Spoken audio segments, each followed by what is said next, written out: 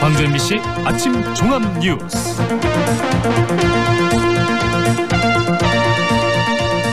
3월 28일 목요일 아침 종합 뉴스입니다. 누구나 LPG차를 보유할 수 있도록 규제가 풀리면서 LPG차에 대한 관심이 뜨거워지고 있습니다. 자유한국당 황교안 대표가 취임한 지 한 달이 지나는 동안 5.18과 관련한 여러 현안들이 더 꼬이고 있습니다. 선거법 위반 혐의로 기소된 윤장현 전 광주시장이 어제 처음으로 재판에 출석했습니다. 사기꾼에게 준 돈의 대가성 여부가 쟁점이었습니다. 이상 오늘의 주요 뉴스입니다.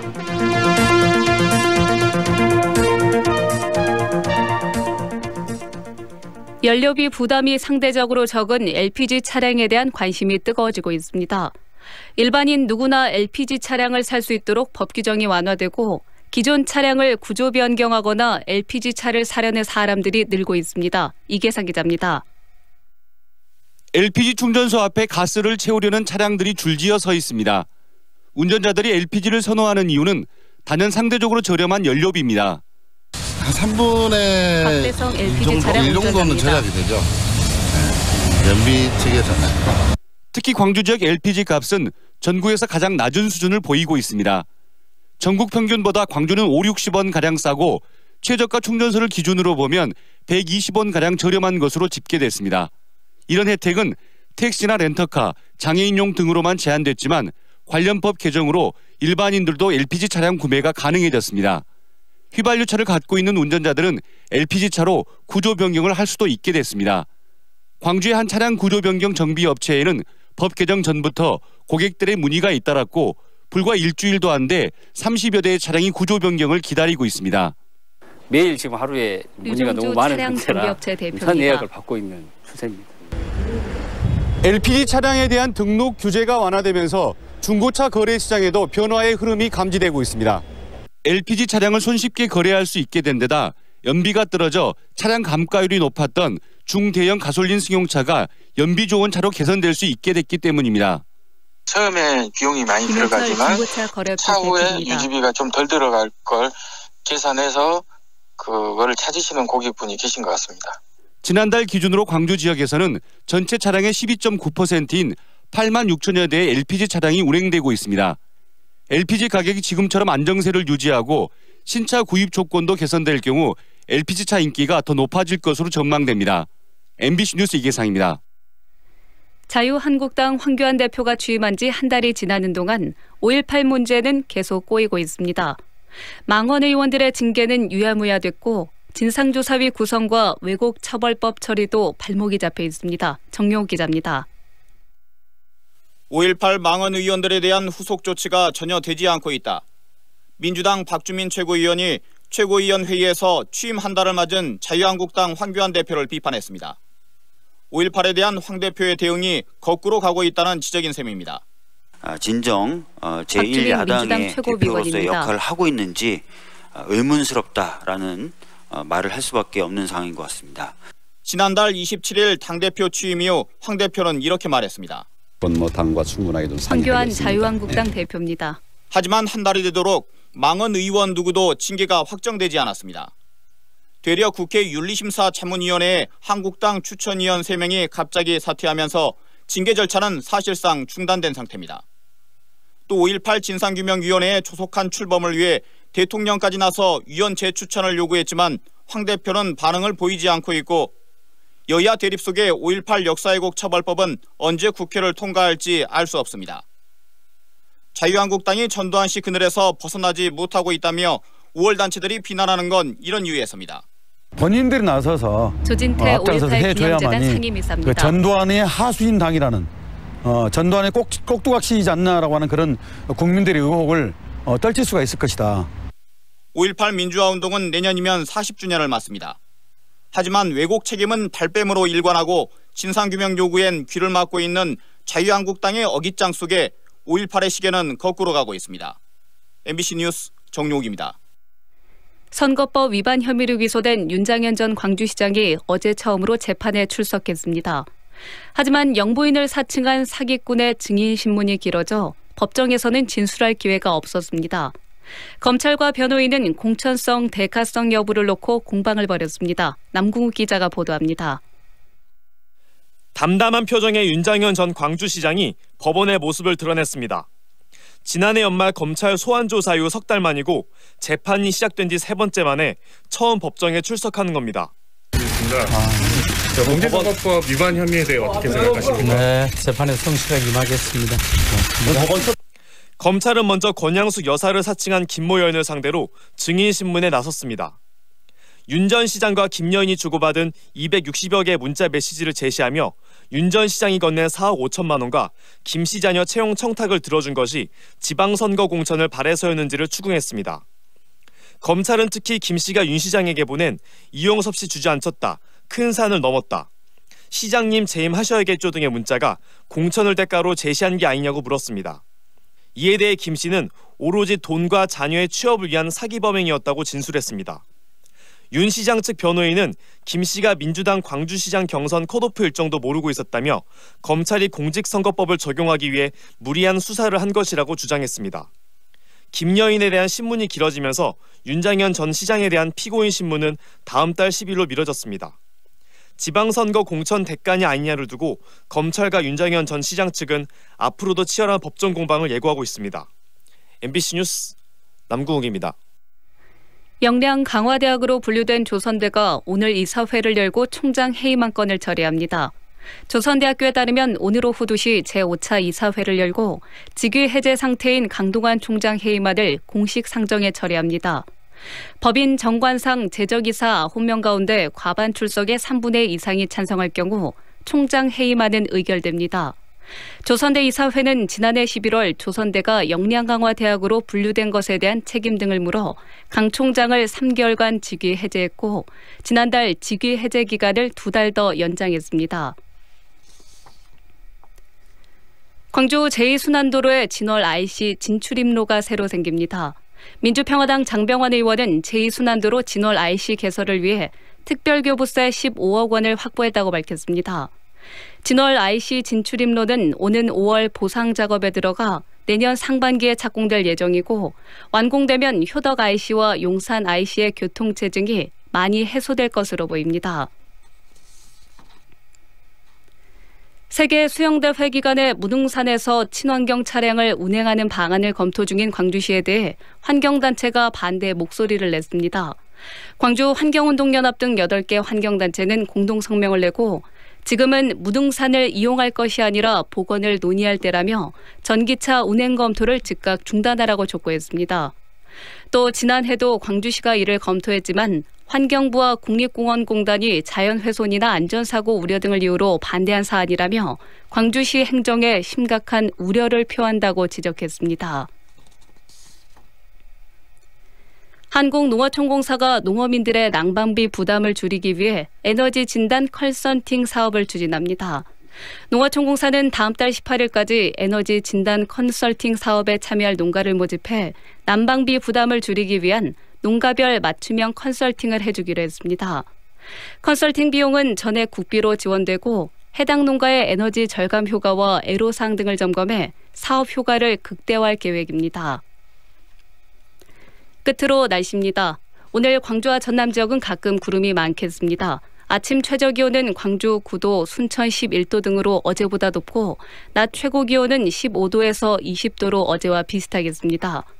기상청은 전남 동부 지역에 건조주의보가 발효 중이고 그 밖의 지역도 대기가 건조하겠다며 산불 등 화재 예방에 주의를 당부했습니다. 광주지방 현재 기온은 11도입니다. 이상으로 뉴스를 마칩니다.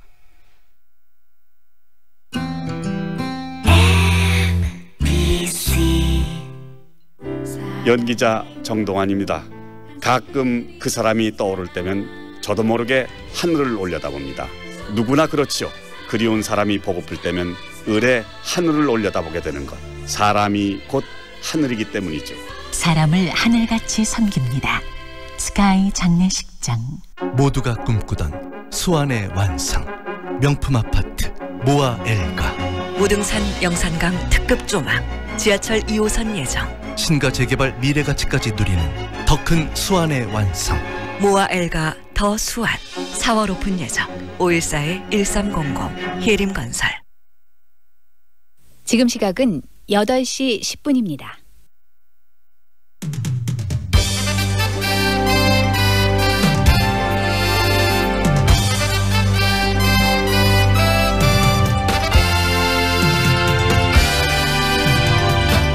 황동현의 시선 집중.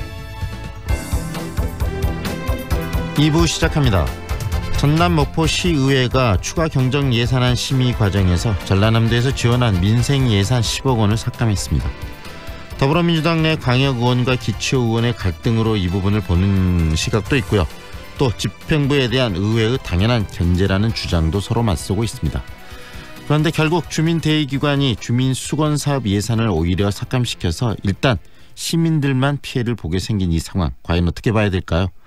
목포경제정의실천시민연합의 조순영 공동대표와 관련 이야기 나눠보도록 하겠습니다. 광주시의회 인사청문회에서 광주환경공단에 이어서 이번에는 광주복지재단 대표이사로 나선 후보자가 도덕성과 전문성에 문제가 있다는 지적들이 계속 나오고 있는데요.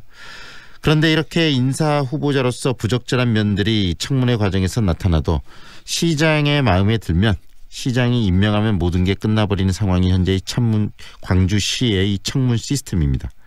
그래서 조례를 제정해서 인사청문회의 법적 구속력을 높여야 한다는 지적이 나오고 있는데요. 시의원은 이 부분을 어떻게 이해하고 있을지, 그리고 이 청문 절차에 대해서 어떻게 변화가 필요하다고 느끼고 있을지 직접 듣는 시간 준비했습니다. 광주시의회 김광란 의원과의 인터뷰가 준비되어 있습니다. 임요한, 홍진호 등 이 한국 e스포츠를 이끌었던 그런 세대들이 다들 떠오르실 겁니다. 그런데 이런 e스포츠가 지금 많이 또 쇠락해 있는데요. 다시 e스포츠를 부활하려는 그런 조짐들이 조금씩 보이고 있습니다. e스포츠의 활성화를 위해서 광주, 부산, 대전 이 세 곳에 e스포츠 상설 경기장이 만들어진다고 합니다. e스포츠란 무엇이고 또 광주에 만들어지는 e스포츠 상설 경기장이 지역에 어떤 의미를 가질 수 있는지 오늘 들어보는 시간 준비했습니다. 광주광역시 문화산업과 신현대 과장과의 인터뷰가 준비되어 있습니다. 황동현의 시선집중 계속됩니다. 어우 추워. 여보, 농부가 짠 도라지 배즙 한잔 하세요. 역시 당신이 최고야. 애들은 유자 배즙으로 먹였어요. 나주 장수식품 농부가 짠 도라지 배즙 유자 플러스 배 아로니아 배즙으로 겨울을 건강하게. 나주 장수식품 061-332-9616. 축제 파티가 있는 그곳엔 출장 뷔페 쿠바 하우스. 기업식 행사장 맛있는 음식이 필요한 그곳에도 출장 뷔페 쿠바 하우스. 출장 뷔페 필요한 곳 전국 어디나 찾아가는 출장 뷔페 쿠바 하우스. 062-351-7711. 2년은 금방. 이사 걱정 없이 내 집 마련을 원한다면, 호수공원과 테라스 거리, 생활을 생각한다면, 16개 공공기관 이전 예정까지 미래 가치를 기대한다면 사랑으로 선택하세요. 광주 전남 혁신도시 사랑으로 부영. 061-337-8245 부영주택. 도곡농협 로컬푸드 기점 5주년 로컬 체험 페스티벌. 청정화순 560여 참여 농가에 살아 숨쉬는 먹거리를 만나는 곳. 3월 22일부터 31일까지 푸짐한 경품의 행운과 다양한 로컬 체험 행사가 있는 도곡농협 로컬푸드 직매장으로 오세요. 시작부터 다르다. 입지부터 다르다. 화순 광주 더블 생활권, 화순 한국아델리움 더숲, 8년 전세형 명품 임대 아파트에 단지 가까이 화순초, 세대별 창고 무상 제공까지 살아보고 결정하세요. 4월 오픈 예정 1811-8182 한국건설.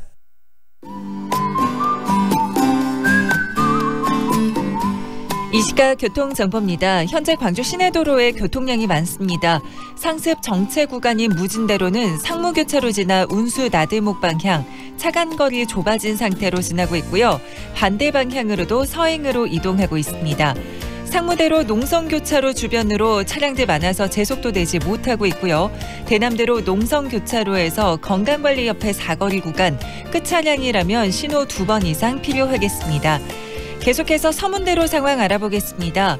백운 교차로 지나 대성여고 방향으로 천천히 이동하고 있고요. 반대 방향으로도 신호 한 번 더 예상하시는 게 좋겠습니다. 그 밖에 서해안고속도로는 서서울 방향으로 124.4km 지점 갓길에서 풀베는 작업하고 있습니다. 주의해서 안전하게 지나시기 바랍니다. 지금까지 좋은 아침 좋은 일자리 광주 전문 취업어필 사랑방잡 협찬 교통정보였습니다. 황동현의 시선집중과 함께하고 계시는 지금 시각 8시 15분 막 지나고 있습니다. 목포시의회가 시민안전 등 주민 수건사업과 밀접한 10억 원 상당의 전라남도의 특별조정교부금을 전액 삭감해서 지역에 논란이 일고 있다고 합니다. 목포시의회와 집행부 간의 감정 싸움이다. 또 목포시의원과 전남도의원 간의 갈등에서 비롯됐다 등 여러 가지 이야기가 나오고 있지만 결국 가장 중요한 것은 이렇게 교부금이 삭감됨으로 인해서 그 피해는 시민들이 오롯이 받게 된다는 건데요. 이 문제 과연 목포에서 시민단체들은 어떻게 보고 있는지 직접 이야기를 듣도록 하겠습니다. 목포경제정의실천시민연합의 조순영 공동대표 연결돼 있습니다. 안녕하세요, 대표님. 예, 안녕하세요. 네, 목포시의회가 중심이 된 또 논란들이 있는데 방금 뭐 이 특별조정교부금을 지금 삭감해서 이야기들이 굉장히 시끄러운 것으로 알고 있습니다. 어떤 이야기인지 정리를 한번 해주시겠어요? 참 안타까운 일이죠. 네. 의회는 입법과 집행부가 추진하는 일을 잘하는지 또는 적절하게 이해하는지 살피는 것도 주 업무라고 생각하지만 민생 위기로 입법을 더욱 중요하다고 생각하거든요. 네.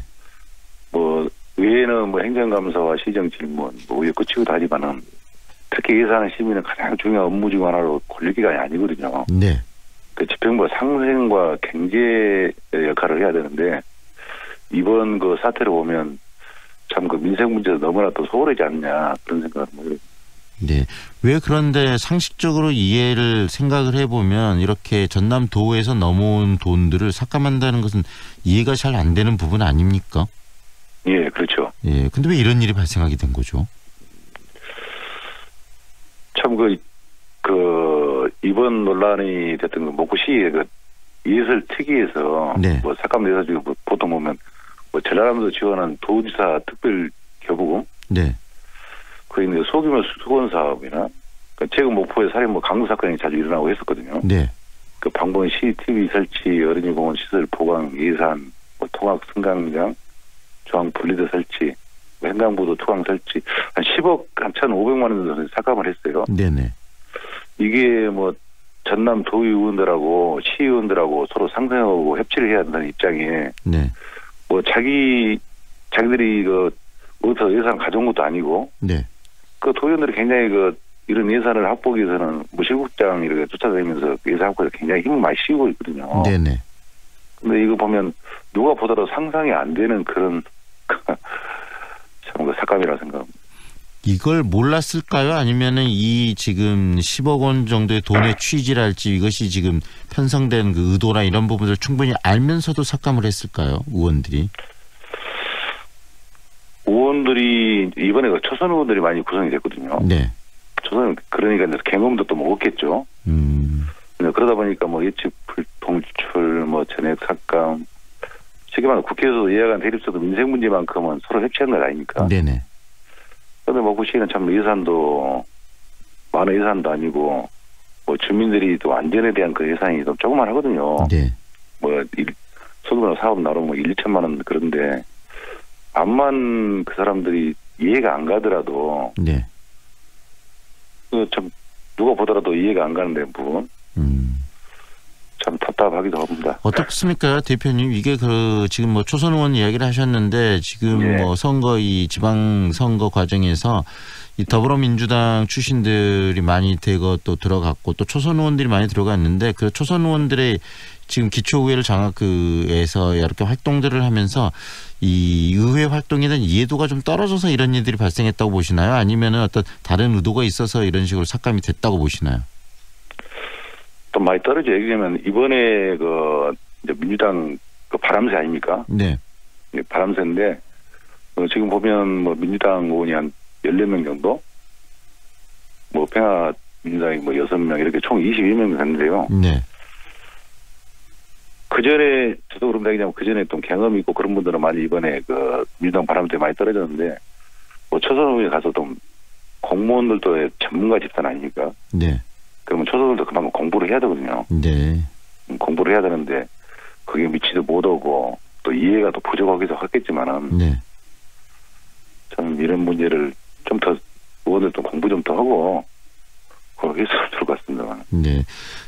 좀 아까 이야기를 좀 전에 해주셨긴 하지만 다시 한번 좀 정리를 해볼게요. 이번에 삭감된 예산 10억 1,000만 원 정도가 지금 쓰였던 부분들이 민생 예산이라고 그래가지고 실질적으로 민생 현장에서 필요한 부분들을 처리하는 데 써야 될 돈들이잖아요. 예. 이 구체적으로 어떤 부분에 써야 될 돈들입니까? 이번에 10억 정도, 10억 1,500만 원 정도 되는 것은 지금 도에서 특별 교부세 아닙니까? 네. 이건 도에서 그냥 100% 준 것이거든요. 네. 시비가 들어가는 건 아니고. 거기 보면 아까도 말씀드렸지만은 주민들 수원 사업비. 그러면 요새 사건도 많이 일어나고 화재 사건도 많이 일어나고 하지만 방문 시티 설치비. 네. 또 어린이 공부 시설 보강 예산. 그러니까 지금 이제 통학버스 승강장이라도 굉장히 오래됐거든요. 네. 또 여기 요새 보면 중앙 분리도 설치도 많이 하지만은 또 횡단보도에서 또 잦은 사고가 있기 때문에 네.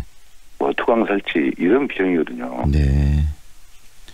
이번에 예산까지 편성해서 지역으로 시로 내려준 목포의 지역구를 또 전라남도 의원들 비롯해서 굉장히 좀 답답하겠는데요. 답답하죠. 저도 전화 한번 해봤거든요. 네. 목포시에는 5명 정도 도의원이 있어요. 네. 생각해보니까 뭐지 할 말이 없다. 네. 정말로 목포시 연약한 시 제작에 대해서 도의원들을 열심히 뛰어다니거든요. 제 나름대로. 네. 나름대로 되는데 보통 보면 이제 시의원도 마찬가지로 도의원도 국회의원도 제회하는 사람들에 대해서 굉장히 신경 쓴 것 아닙니까? 네. 답답하면 분주하는데 이번 일로 참 한 도의원님께서는 도지사 면담을 요청하고 나서도 네. 만날 수 과연 있을까 참 답답하다고 그러더라고요. 이번에 삭감된 예산 참 정말 어떻게 보면 소중한 예산인데 액수는 그렇게 크지 않더라도 이런 부분을 다시 살릴 수 있는 그런 방법은 없습니까? 살릴 수 있는 방향은 지금 뒤집기는 굉장히 힘들죠. 이게 대해서. 네. 그런데 이 돈은 방법은 있다고 봐요. 네. 이 돈은 바로 반납한 것이 아니기 때문에 차기 추경 때 성립된 예산으로 긴급을 요할 때 네. 상임위 회의를 걸치면 다시 의결할 수 있다고 하더라고요. 네. 그런데 올해를 넘기면 또 반납해야 하는 그런 현실이고. 네.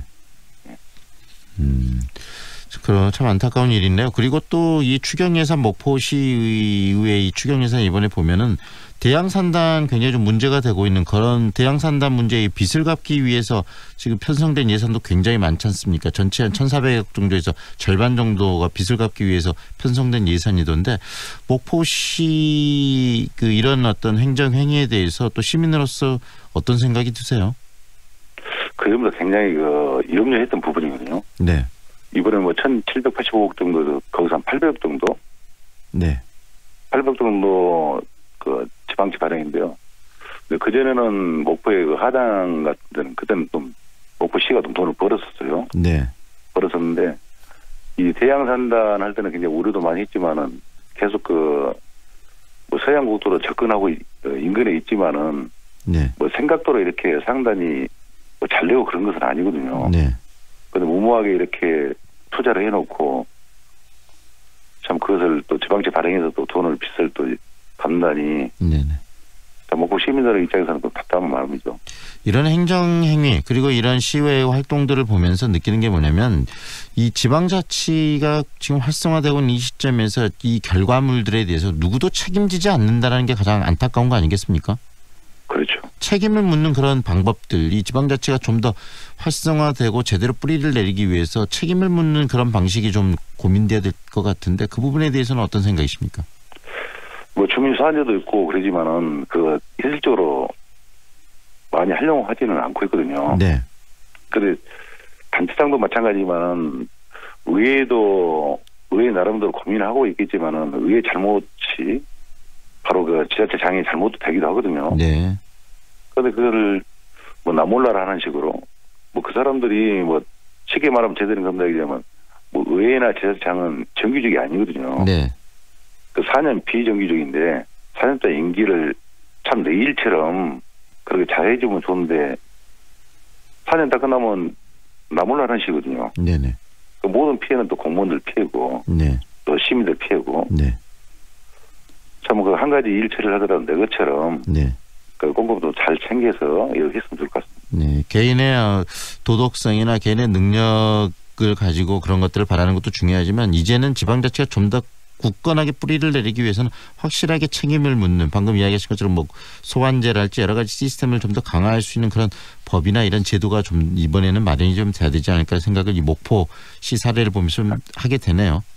네, 좀 성숙된 그런 시의회가 됐으면 좋을 것 같습니다. 네, 오늘 말씀은 여기까지 듣겠습니다. 고맙습니다. 네, 감사합니다. 지금까지 목포경제정의실천시민연합 조순영 공동대표와 함께했습니다.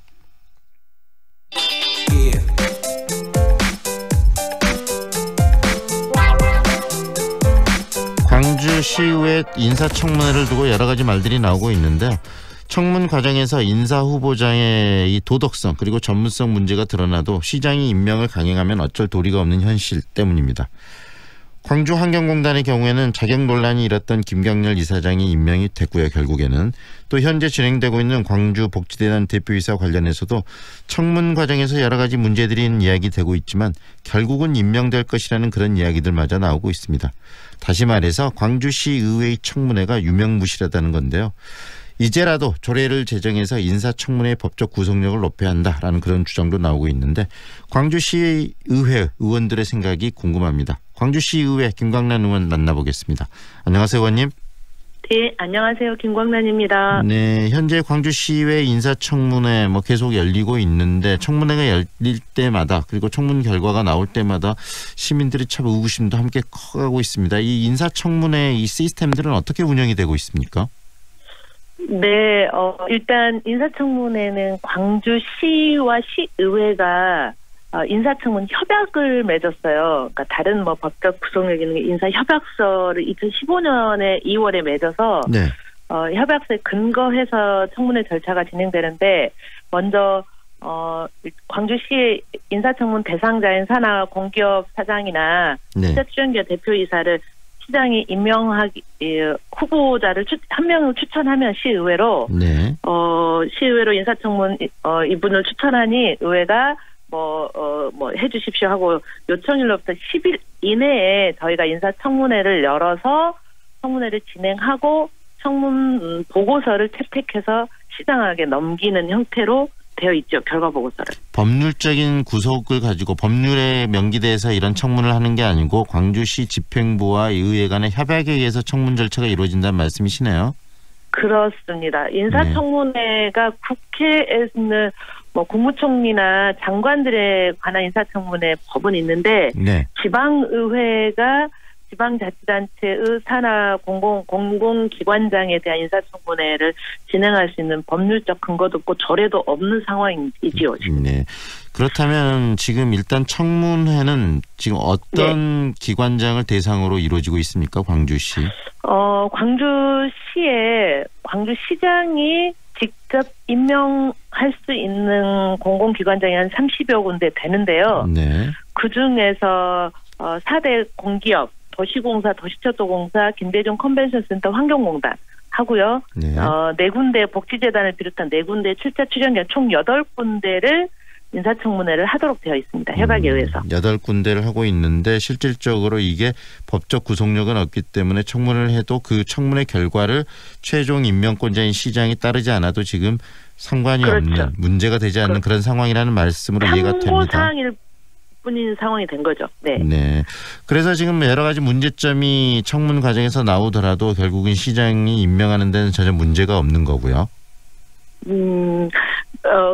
법적인 문제가 없게 되는 거죠. 시장이. 그렇죠. 네. 그런데 이번에 광주환경공단 이사장 인사 문제를 가지고 굉장히 좀 시끄러웠지 않겠습니까?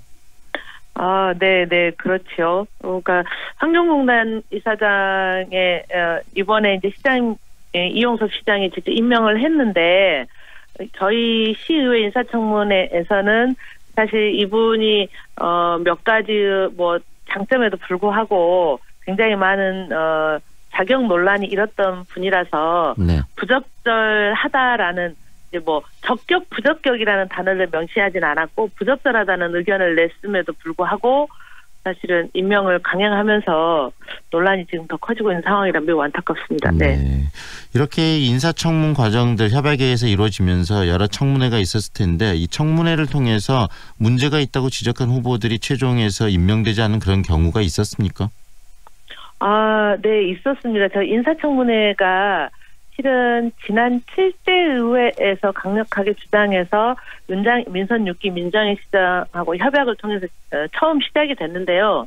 2015년 이후에 인사청문 총 19번 있었거든요. 네. 이제 그 중에 7대 의회에서 지난 민선 6기 때 총 4명의 후보자들이 뭐 자진 사퇴하거나 아니면 뭐 임명을 하지 않거나 해서 진행이 됐고, 저희 이번 8대 의회에 들어와서는 지난 환경공단 이사장 후보가 청문회 과정에서 자격 논란이 일면서 자진 사퇴를 해서 총 현재까지 5명 네. 후보자가 사퇴한 경우에 해당합니다. 네, 결국은 청문 과정에서 문제가 발생하면 본인이 사퇴하는 절차를 통해서 낙마하는 경우들이 있었던 거네요. 그만둔 경우들이. 네, 그렇습니다. 네.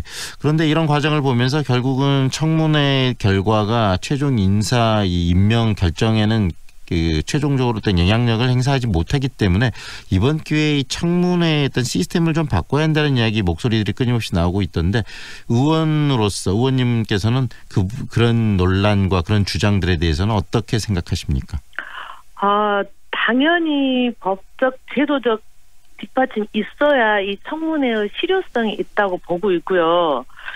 인사청문회를 통해서 사실은 시장의 인사권이 남용되거나 오용되지 않도록 하자는 데 있는 거고, 또 이 공공기관장을 맡게 되는 후보자들도 인사청문회 과정을 통해서 공기관 수장으로서의 시민들에게 제대로 복무할 수 있는 책임과 의무를 부여하자는 취지가 매우 큰 거잖아요. 네.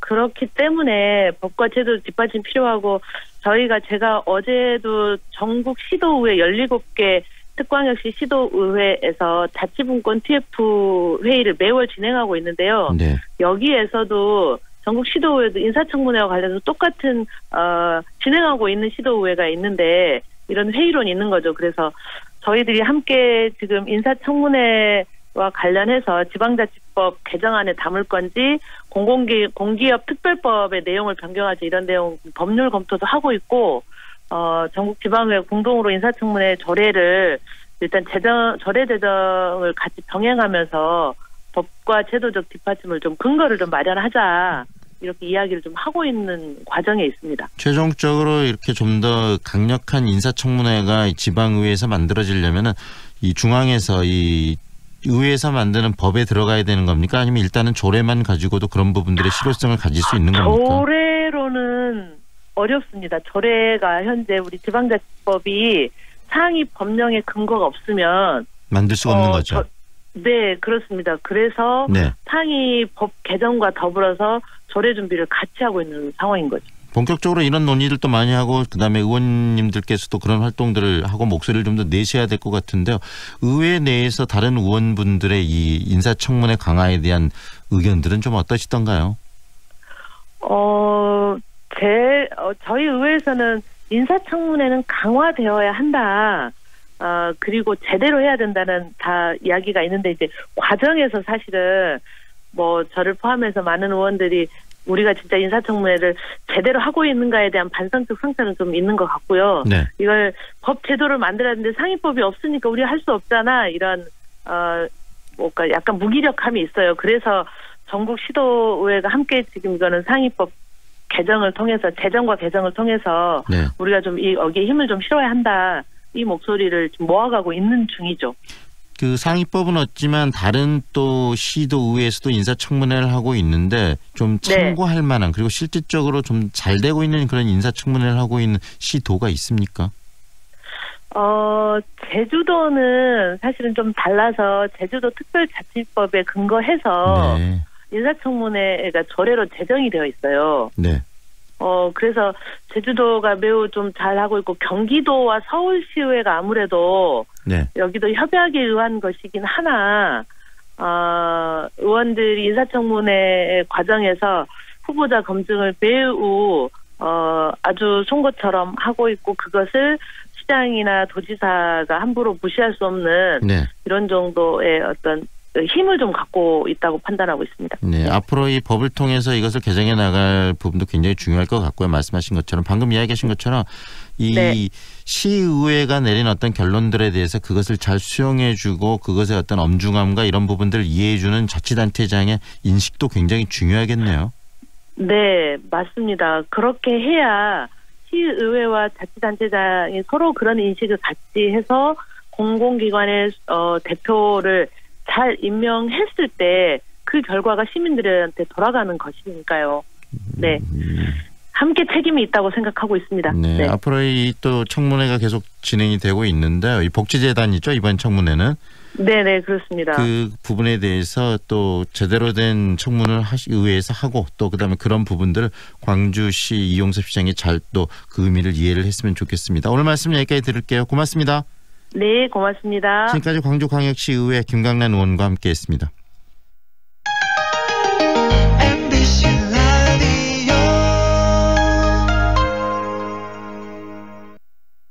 뭐해? 괜찮은 직업학교 찾고 있어. 아직 호남 직업 전문 학교를 몰라? 99년부터 13년 연속 우수훈련 기관. 우리 지역 공동훈련 기관으로 재직자 향상 교육도 한대. 오, 역시 정보통인데. 하나 더. 지금 호남에선 국비교육생을 모집 중이래. 우와. 김대리, 고혈압 당뇨 검사 받았어? 부장님, 전 30대부터 혈압약 먹고 있어요. 아, 그러면 광산구 고혈압 당뇨병 등록교육센터에 문의해봐. 등록하면 교육, 상담, 검사도 해주고 선물도 준다네. 문의 광주 952-8882 만 30대 이상 광산 구민의 하나입니다. 우리 지역 바른 먹거리를 소비자와 있는 로컬푸드 직매장이 나주 혁신도시에 찾아왔어요. 쇼핑의 즐거움, 금융점포를 갖춘 삼포농협 하나로마트 로컬푸드 직매장에서 새로운 만날 기회. 5월 오픈 예정. 나주 혁신도시 삼포농협 하나로마트와 함께할 임대사업자를 동시 모집합니다. 배우 한은정입니다. 생각보다 가까운 하늘. 그 하늘을 향해 대라수가 하늘을 걷는 다리를 놓습니다. 광주의 하늘을 당신에게 선물합니다. 하늘을 이어주는 아파트.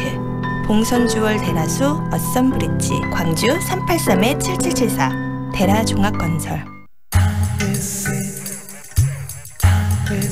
93.9 Feelings between the sheets. Why am I caressing my mama's fat knees? 세상을 보는 지역의 눈. 여러분은 지금 황동현의 시선 집중과 함께하고 있습니다. 작년 아시안게임의 e스포츠가 처음으로 시범 종목으로 선정되면서 e스포츠에 대한 관심이 매우 높아져 있는데요. 이를 또 활성화하기 위해서 한국콘텐츠진흥원은 e스포츠 상설경기장 건설 공모사업을 추진했고요. 광주시 유치가 확정이 됐습니다. e스포츠는 어떤 것이며 또 e스포츠 발전을 위해서 광주시가 하고 있는 노력들에 대한 이야기 오늘 정리해 보겠습니다. 광주광역시 문화산업과 신현대 과장 연결합니다. 안녕하세요, 과장님. 안녕하십니까. 반갑습니다. 네. 신현대입니다. 네. 예. 과장님, 광주시에 e스포츠 상설 경기장이 생긴다고 이야기를 들었는데 먼저 e스포츠가 어떤 것인지 설명 좀 해주세요. 네. 그 e스포츠는 컴퓨터 및 네트워크, 기타 영상 장비 등을 이용해서 승부를 겨루는 스포츠인데요. 네. 일렉트릭 스포츠, 즉 그 전자 스포츠 약자입니다. 네. 그 우리가 흔히 알고 있는 스타크래프트 같은 컴퓨터 게임을 통해서 스포츠 경기처럼 승부를 겨루는 경기를 통틀어서 e스포츠라고 합니다. 예. 네, 이제 몸으로 하는 게 아니라 머리로 하고 그다음에 또 이 게임 자체가 어떤 스포츠의 영역으로 좀 확대되어 있는 거네요. 예, 그렇습니다. 예. 예, e스포츠 하면 구체적으로 어떤 종류들이 현재 인기가 있습니까? 예, 앞서 그 말씀드린 스타크래프트가 가장 많이 알려진 e스포츠라고 보시면 될 것 같고요. 네. 그 e스포츠는 크게 장르별로 나눌 수 있습니다. 그 전략 시뮬레이션 장르가 있는데요. 우리에게 잘 알려진 스타크래프트 같은 그런 게임이 있고 그에 스타크래프트 2, 워크래프트 3 등이 있고요. 1인칭 슈팅 장르라는 장르가 있습니다. 이제 일종의 총싸움 게임이라고 보시면 되는데 네네. 오버워치, 카운터 스트라이크, 배틀그라운드 같은 게임이 유명하고 네. 최근에 각광받고 있는 장르가 이제 MOBA, 멀티플레이 온라인 배틀 아레나의 약자인데 네. 모바라는 장르입니다. 예예. 여러 명이 한꺼번에 특정 장소에서 겨루는 장르 게임으로 리그 오브 레전드, 도타 2, 히어로 오브 더 스톰 등이 있습니다. 이외에도 이제 트위치라는 e스포츠 방송을 하는 사이트에서 보면은 네. 현재 서비스되고 있는 게임 종류만 해도 수백 가지가 넘습니다. 예. 네, 지금 이 몸으로 하는 스포츠뿐만 아니라 정말 이 e스포츠 영역이 굉장히 확대되고 있고 그다음에 산업과 또 연계된다는 게 굉장히 중요한 거 아니겠습니까? 네, 그렇습니다. 예. 예, 그래서 좀 관심들이 많은데 우리가 또 이렇게 e스포츠에 관심을 좀 갖는 이유, 또 가져야 하는 이유는 어떤 걸까요? 네, 우리나라는 원래 e스포츠 종주국입니다. 스타크래프트가 우리나라에서 선풍적인 인기를 끌고요. 세계 최초로 TV에서 이제 컴퓨터 게임을 전개하면서 e스포츠라는 개념을 만들어내기도 했거든요. 네네. 예, 최근까지도 이제 초등학생들의 장래희망 탑10 안에 프로게이머가 들어있다고 합니다. 네. 결정적으로 e스포츠고 관심을 받게 된 계기는 2018년 작년이죠. 자카르타 팔렘방 아시안게임에서 e스포츠가 시범 종목으로 채택됐고 우리나라 선수들이 e스포츠로 메달을 따는 광경을 보면서 청년층은 물론 전 연령층에 걸쳐서 e스포츠에 대한 인식이 바뀌게 된 것 같습니다. 네. 최근에는 미국, 중국 등 세계 각국에서도 그 e스포츠를 국가적으로 지원하고 있는 상황입니다. 2018년 세계 e스포츠 산업 시장이 8억 9,900만 달러, 우리 돈으로 한 1조 1,340억 원 규모입니다. 네. 2019년도에는 11억 달러까지 상승할 것으로 예측하고 있고요. 네. 이러한 e스포츠 성장 잠재력이 시간이 갈수록 더 커지고 있습니다. 따라서 이 분야에 관심을 가질 수밖에 없는 상황이죠.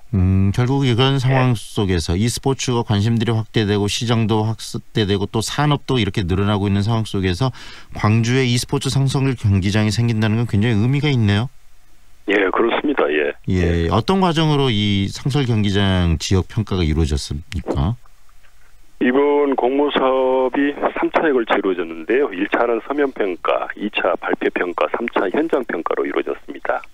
그 1차 서면평가에서는 얼마나 구체적이고 효율적으로 사업 계획을 제시했는지, 사업을 수행할 능력이 있는지, 사업 기간과 사업비가 적정한지, 일자리 창출이나 공정상생에는 얼마나 기여하는지에 대한 평가를 했고요. 네. 1차 발표평가는 e스포츠 경기장 활성화 방안이나 경기장 공간 구성은 사업 목적에 맞게 했는가, 또 시설의 활용도나 외부의 협업이나 연계 방안이 마련됐는가, 또 경기장 활용을 통한 지역 활성화 방안이 제시되었는지 등을 평가했습니다. 네. 마지막 3차에는 현장에 평가단이 직접 방문했는데요. 사업 계획 달성 환경, 이용자를 위한 편의성, 그리고 안전성, 지역 상생, 그 밖에 다른 지역과 차별화된 특장점이 있는가, 그런 것들을 평가했습니다. 상당히 다양한 기준을 가지고 촘촘하고 꼼꼼하게 지금 평가를 한 것으로 보이는데 광주가 선정이 됐습니다. 이 부산과 대전과 함께 이 광주시가 선정된 힘, 저력은 어떤 거였죠? 저희가 저희만의 저력을 보여드리려고 좀 노력을 많이 했지요. 예. 문화관광체육부가 작년 8월경에 그 정책 보도자를 냈습니다. 앞서 말씀드린 대로 아시안 게임에서 e스포츠가 시범 종목으로 채택되면서 관심이 굉장히 높던 중에 2019년에 e스포츠 경기장을 전국 3개 지역에 구축한다는 내용이 있었는데요. 네네. 당연히 저희 시에서도 관심을 갖게 됐습니다. 이제 그때부터 서울에 있는 그 롤파크, OGN 아레나 등을 견학해서 그 e스포츠 관련 전문가를 초빙하고 자문회의를 지속적으로 개최했습니다. 그래서 그렇게 사전 준비를 철저히 해서 준비를 했고요. 또한 이번 e스포츠 경기장 구축 사업에서 가장 중요한 부분인 그 경기장 입지 문제, 이거는 이제 각 자치구 등으로부터 그 총 11개 후보지를 추천받아 가지고 그 현장 분석하고 전문가 자문 등을 통해서 최종 후보지를 결정을 했습니다. 우리 시 다른 지역과 차별화된 전략은 지역 대학과의 협업입니다. 지역 대학들이 함께 이번 공모에 이제 사업 참여 의향서를 제출했는데요. 지역 대학들이 각자 가진 장점들을 특화를 해서 그 아카데미 운영을 통해 e스포츠 관련 선수, 크리에이터, 게임 개발자 등을 육성한다 할지, 게이밍 과몰입 클리닉을 운영한다는 전략, 이외에도 이제 일반인들도 e스포츠 훈련을 할 수 있는 PC존을 운영하고요. 호남대 공제 아카데미를 통한 중국 대학과의 교류와 관광 활성화 방안까지 다른 지역과의 차별화된 사업 계획이 높은 점수를 받은 것 같습니다. 결국은 상설 경기장에 그 인프라를 댈 수 있는 그런 여러 가지 이 대학들이 여러 가지 개발, 그 다음에 크리에이터, 이런 선수들, 이런 것들을 좀 다양화시킬 수 있고 대중화시킬 수 있는 그런 환경을 광주시가 직접 만들어내겠다라고 이야기한 부분들이 많이 좀 이렇게 그 받아들여진 것으로 이해가 좀 되네요. 네, 그 지적하셨습니다. 네, 광주시의 e스포츠 상설 경기장이 그럼 생기는 위치는 어디입니까? 동구 소속동이 전 조선대학교 캠퍼스 내에 있는 헤어룸관입니다. 네. 이곳은 1000여 석 규모의 대규모 공연장도 있고요. 강의실로 지금 활용되고 있는데 현재 헤어룸관에는 공연장 외에도 사무실과 강의실 등이 별도로 포함되어 있어서 주경기장, 보조경기장 외에도 우리 시가 제안했던 아카데미와 PC존 등 이런 한 곳에서 e스포츠 모든 것을 이용할 수 있는 장소입니다. 이제 그래서 적절하다고 생각합니다. 조선대학교 헤어룸관이 또 e스포츠의 광주의 또 메카로서 많은 사람들이 찾는 공간이 될 수 있겠고요. 네, 그렇습니다. 결국 중요한 것은 이런 상설 경기장이 만들어지고 e스포츠에 대한 관심들이 높아지면서 지역 산업과 또 연계시키는 것이 굉장히 중요한 부분 아니겠습니까? 예, 맞습니다. 그 부분에서 어떤 또 고민과 또 계획을 갖고 계시는지도 이야기해 주시죠. 예, 뭐 그러므로서 이제 우리 지역 경제에 어떻게 영향을 미칠지 이제 이런 부분에 대한 그 답변을 드리는데요. 작년 10월에 리그 오브 레전드 세계 챔피언십 준결승 경기가 광주에서 체육관에서 열렸습니다. 네. 그 티켓이 30분 만에 매진됐다고 합니다. 이는 광주에서도 그 e스포츠 흥행을 기대할 수 있다는 의미도 되고요. 네. 또한 이번 e스포츠 경기장 운영을 위해서 상시 인력 8명 포함해서 총 23명의 운영 인력을 채용하고 각종 게임대회 개최 등으로 인한 그 지역 일자리 창출과 함께 중국 교류전 등을 통한 관광 활성화도 더불어 일으키고요. 네. 지역 게임 개발업체 홍보를 통해서 지역 게임 육성 등을 기대하고 있습니다. 네. 광주시도 고민을 많이 해 오셨기 때문에 e스포츠 발전을 위해서 좀 여러 가지 기획들을 하고 계실 것 같아요. 앞으로 어떤 노력들을 하실지도 이야기해 주시죠. 네. 서울에 있는 그 e스포츠 경기장, 그 오지엔 아리나 롤파크를 다녀와서 많이 놀랐습니다. 그리고 기대가 많은 것도 사실이고요. 우리 시가 이번에 공모에 선정되긴 했지만 앞으로 넘어야 할 산들이 많은 것 같습니다. 네. 그 시에서는 e스포츠가 지역의 일자리 창출하고 건전한 문화로 자리 잡아갈 수 있도록 관심과 확고한 의지를 가지고 추진할 것이고요. 네. 그리고 각종 e스포츠 대회 개최도 준비하고 있고 국내 및 글로벌 e스포츠 대회 유치에도 최선을 다하겠습니다. 아울러 이번에 함께 선정된 부산 대전과도 긴밀히 네트워크를 형성해서 문체부의 지원도 지속적으로 확보할 예정입니다. 지켜봐 주시고 앞으로 많은 관심과 성원 부탁드립니다. 네, e스포츠를 통해서 광주가 또 이 경제 활성화에 도움이 좀 됐으면 좋겠습니다. 오늘 말씀 여기까지 들을게요. 고맙습니다. 네, 감사합니다. 지금까지 광주광역시 문화산업과 신현대 과장과 함께했습니다.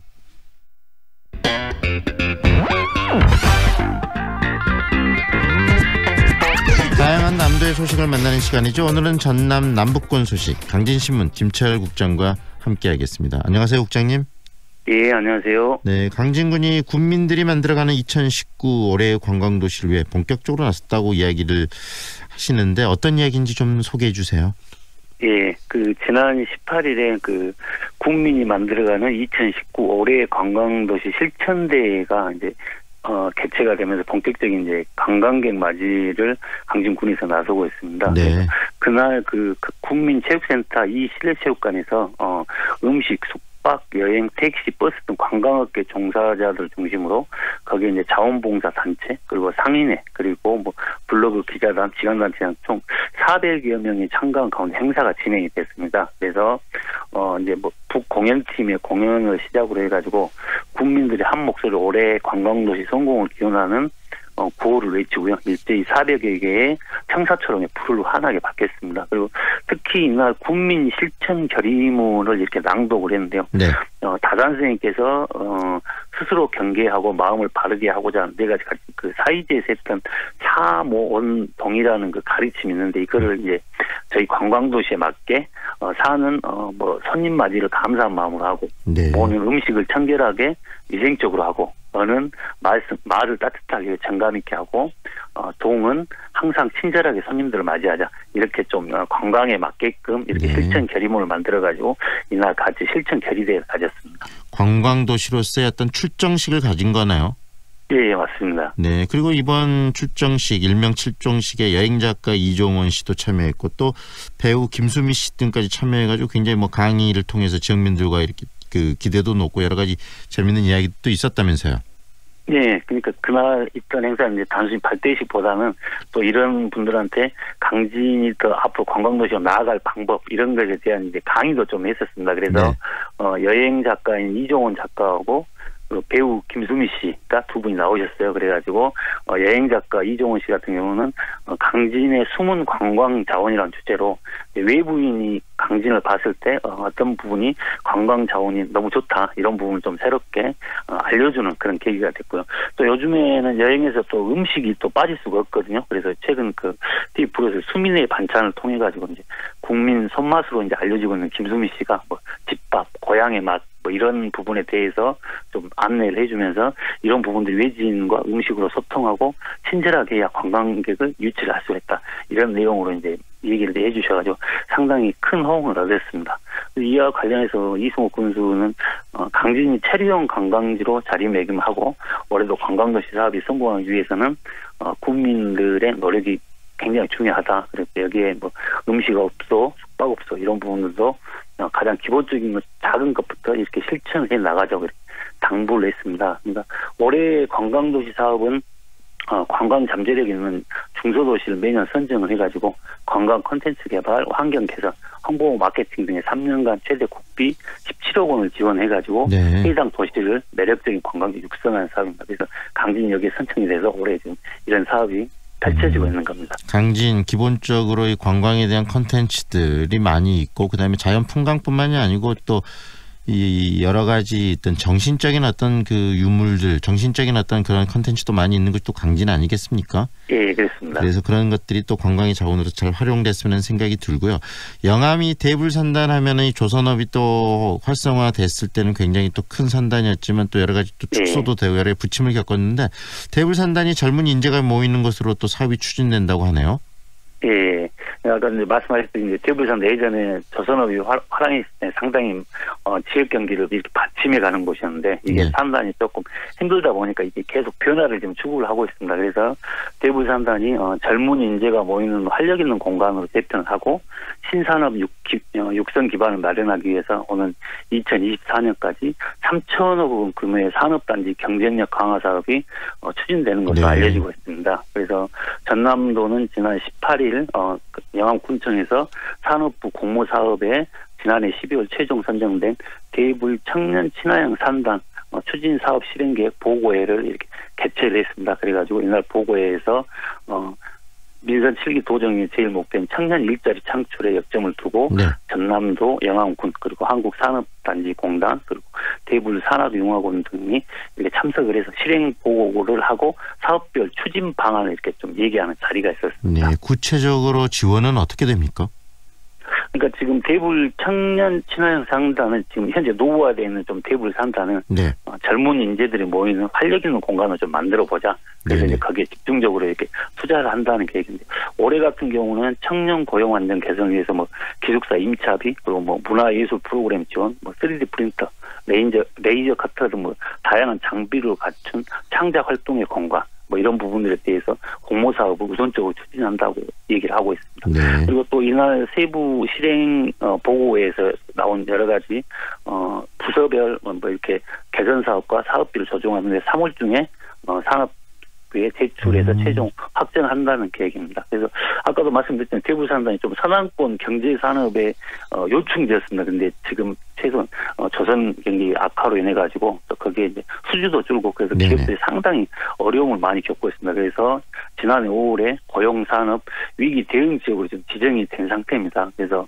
전남도 그 관계자들은 대불산단 이제 작년부터 수주량이 조금씩 올라오고 있다. 그래서 가동률과 고용 인원도 증가를 하고 있다. 그래서 대불 이쪽을 청년 친화형 산단을 적극적으로 만들어서 산단 경쟁력을 강화하고 역량을 집중하겠다고 밝히고 있습니다. 결국은 대불산단이 살아나게 되면 특히 젊은 인재가 모여들면서 살아나게 되면은 일자리도 확보가 되는 것이고 그다음에 또 인구 유입까지 있어서 이 두 마리 토끼를 다 잡을 수 있는 거 아니겠습니까? 예, 그렇습니다. 모든 문제 해결할 수 있는 방법이 될 수가 있죠. 네, 오늘 말씀은 여기까지 듣겠습니다. 고맙습니다. 예, 고맙습니다. 지금까지 강진신문 김철 국장과 함께했습니다.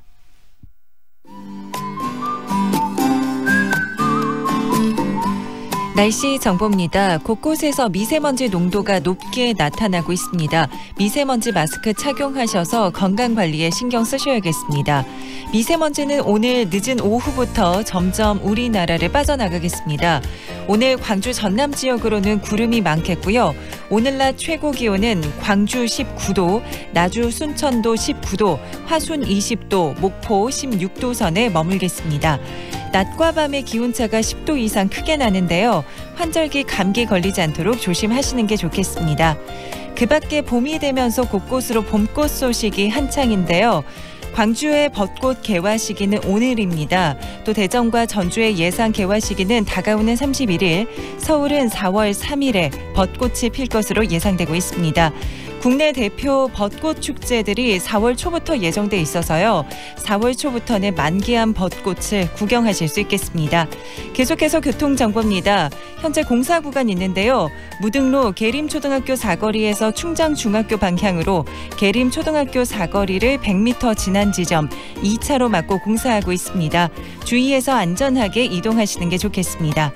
지금까지 좋은 아침 좋은 일자리 광주 전문 취업어필 사랑방잡 협찬 날씨와 교통정보였습니다. Ready for adventure days?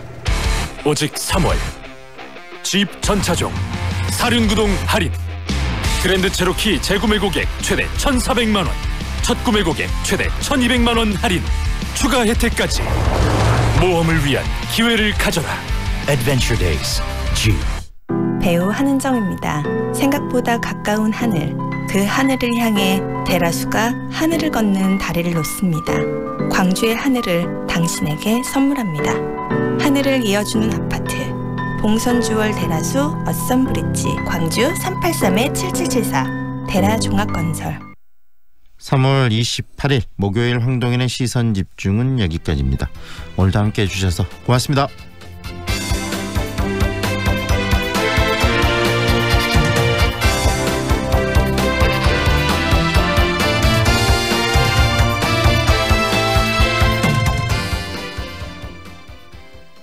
지금 시각은 8시 57분입니다. 사람은 자연에서 태어나 자연으로 돌아갑니다. 고귀하고 소중한 분들의 편안한 안식처. 이제 장성 자연숲 추모공원 수목장님에서 만나보세요. 10헥타르의 드넓은 공원형 자연장지. 자연숲 추모공원 수목장님은 장성군 산림조합이 조성, 운영합니다. KTX 송정역과 상무대로의 쾌속생활. 첨단 IoT 시스템으로 품격은 올리고 명품 소형 설계로 부담을 낮춘 프리미엄 아파트의 완성. 송정 한국 아델리움 더시티 062-710-9700 한국건설. 지금 몇 시야? 내가 일찍 다니라고 말했잖아. 누구랑 연락했어? 핸드폰 이리 줘봐. 그런 옷 입지 말라고 몇 번 말해. 다른 사람이 쳐다보는 거 싫다 그랬지. 내가 그 모임 다니지 말라고 했잖아. 신경 쓰이게 하지 마. 데이트 폭력. 강요와 통제에서 시작됩니다. 상대방이 원하지 않는 사랑은 모두 폭력입니다. 공익광고협의회. 안녕하세요. 저희는 광주에서 영화를 만들고 있는 허지은이고요. 같이 만들고 있는 이경호입니다. 저희는 신기록이라는 단편 영화를 만들었고요. 각자의 폭력의 굴레에 처해 있는 두 여성이 서로 관심을 갖고 연대하는 이야기입니다. 일단 저희가 신기록을 만들었을 때는 희망과 그것을 만들어내는 용기에 대한 이야기를 하고 싶었어요. 한계가 상상력을 만든다라는 말을 들은 적이 있어요. 그 말을 듣고 나서부터는 더 긍정적으로 생각하게 되었고 신선한 영화를 만들 수 있겠다라는 생각을 하게 되었습니다.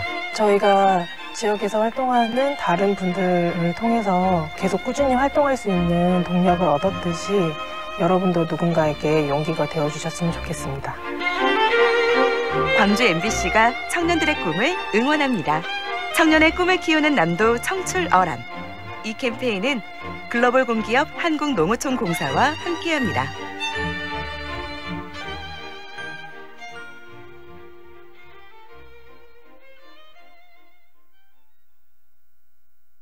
AM 819kHz, 표준 FM 93.9MHz, 광주 MBC 라디오입니다. HLCN. 친구처럼 다정한 연인처럼 MBC 문화방송. 여러분의 다정한 친구 광주문화방송이 9시를 알려드립니다.